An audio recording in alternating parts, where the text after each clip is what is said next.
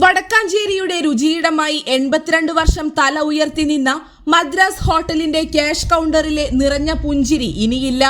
മുൻ പഞ്ചായത്ത് മെമ്പർ, കോൺഗ്രസ് മണ്ഡലം പ്രസിഡന്റ്, അകമല ഭാരതീയ വിദ്യാഭവൻ സ്ഥാപകരിൽ പ്രമുഖൻ എന്നീ നിലകളിൽ നാടിന്റെ ജനകീയ മുഖമായിരുന്ന 68 വയസ്സുള്ള പുലിക്കോട്ടിൽ മഠം നാണാവ് എന്ന PV നാരായണസ്വാമി വിടവാങ്ങി. രാഷ്ട്രീയം മറന്ന് സൗഹൃദങ്ങൾക്ക് വില കൽപ്പിച്ച, വികസന കാര്യങ്ങളിൽ വ്യക്തമായ കാഴ്ചപ്പാട് വെച്ചു പുലർത്തിയ നാണാവ് എന്ന ജനകീയ നേതാവിന്റെ വിയോഗം വടക്കാഞ്ചേരിക്ക് തീരാ നഷ്ടമാണ്. അദ്ദേഹത്തിന് അന്ത്യാഞ്ജലി അർപ്പിക്കാൻ രാഷ്ട്രീയ, സാമൂഹിക, സാംസ്കാരിക രംഗങ്ങളിലെ ആയിരങ്ങളാണ് വസതിയിലെത്തിയത്.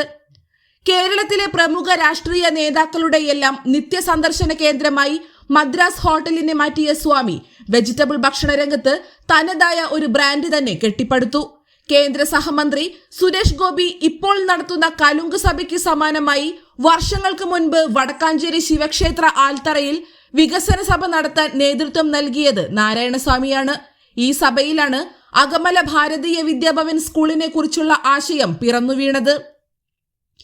ഉത്രാളിക്കാവ് പൂരം വടക്കാഞ്ചേരി വിഭാഗം, ബ്രാഹ്മണ സഭ, വ്യാപാരി വ്യവസായി ഏകോപന സമിതി ഉൾപ്പെടെ നിരവധി മേഖലകളിൽ പ്രവർത്തിച്ച അദ്ദേഹം വികസന കാര്യങ്ങളിൽ വലിയ കാഴ്ചപ്പാട് വെച്ചു പുലർത്തി.